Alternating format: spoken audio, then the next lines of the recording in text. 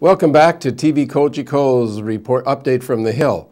Today with me we have Senator Mike Duffy. Senator Duffy, welcome to Update from the Hill. Rick, great to be here. I'm not used to that phrase senator yet, so just call me Duff or Mike. That's fine by me. Thank you, thank you.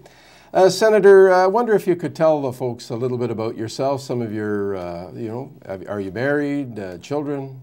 I'm married to the lovely Heather, who's a nurse. She's just retired after 17 years as an ER nurse in emergency, and you know from your background how traumatic that and dramatic that is often. She's now in medical research going across Eastern Ontario with a provincial government project putting together a database so that we can improve our healthcare system. She's fantastic. She saved my life. She was there. She was the one who said when I had my big heart problem, listen to your body, get into that doctor now, no more of this delaying, and thank heavens I did, because I had open heart surgery 2.5 years ago, and now I'm fit as a fiddle. So pays to listen to your wife. Absolutely, and we have 2 children, daughter Miranda, who's an actor, not an actress, in Vancouver, doing serious theater there, Shakespeare, that kind of stuff. And son Gavin, you'll relate to this, after going to college, he joined the RCMP, and he's now stationed in British Columbia as well in 5 or 6 years. He's 6'4", a big teddy bear. He's a lover, not a fighter, which is, as you know, the key to success in policing. It is, it is. We used to say in the OPP, you use your mouth and your brain before you use any other part of your body, and it should get you through life very well. And I also understand Gavin was or is a reservist? Yes, they had a rule that members of the RCMP couldn't also be in the military reserves, but he was in the 30th Field, a gunner, and very proud of that, and proud of the team he built. And I guess when he joined the RCMP, he was a warrant officer, and he still keeps in close touch and wears red every Friday, as we all do, to remember the sacrifices by some of our great heroes. Great, and as you know, the Highway of Heroes runs right through our riding, and yesterday we had the 3 fallen soldiers go through, so it's good to hear that you have a very, very distinct and close relationship with with our men and women who are overseas and who are in our armed forces currently. Yeah. And I've been trying to help out the Trenton Military Family Resource Center.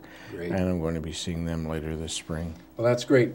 I guess some of the folks would like to know what drew you. Obviously, you got a phone call, but what made you think about or consider seriously, and then, of course, finally decide that you'd like to enter the political foray, as it were, in the Senate, and leave what was and is a very lucrative career with CTV and with broadcasting? Well, it's kind of prosaic in a way, because after the coalition was talked about and the Conservatives had 18 openings, I gather the Prime Minister started to think, hey, given the fact that there's nothing getting through the Senate, the Liberals have a big majority, I'm going to have to fill it. My phone rang just before the end of or just before the Christmas break, and they never say, would you like to be a senator? The question was, if you were called and offered a Senate seat, what would your answer be?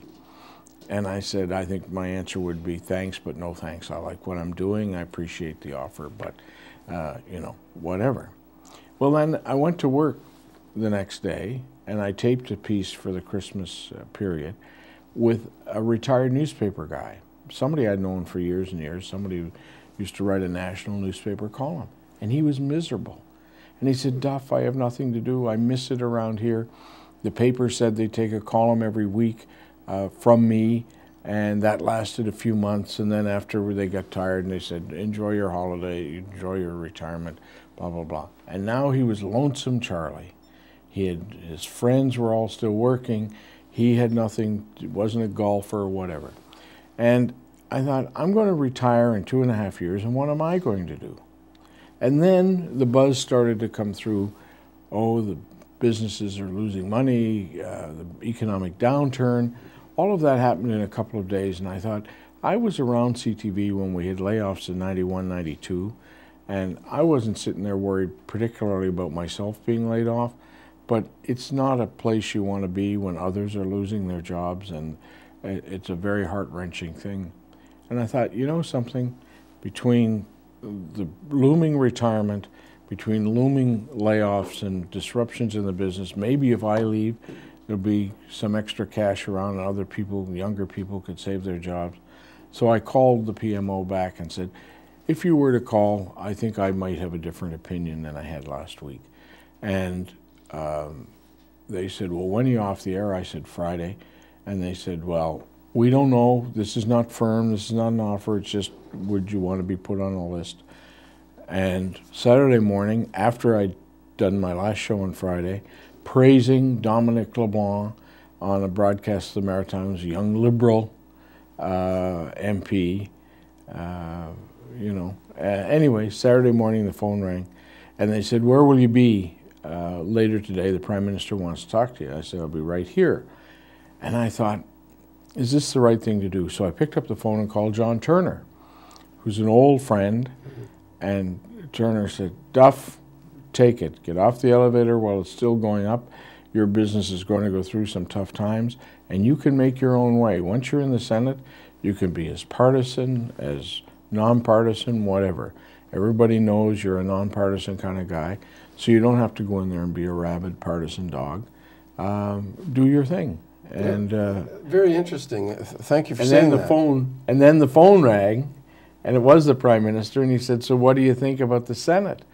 And I said, well, sir, you've got to either cure it or kill it, because the way it is now, it sure isn't working, and legislation isn't getting through, and people are saying, oh yeah, we're going to pass it, and then they do everything they can to stall it. And so one way or another, for the good of the country, this thing has to be fixed. Great.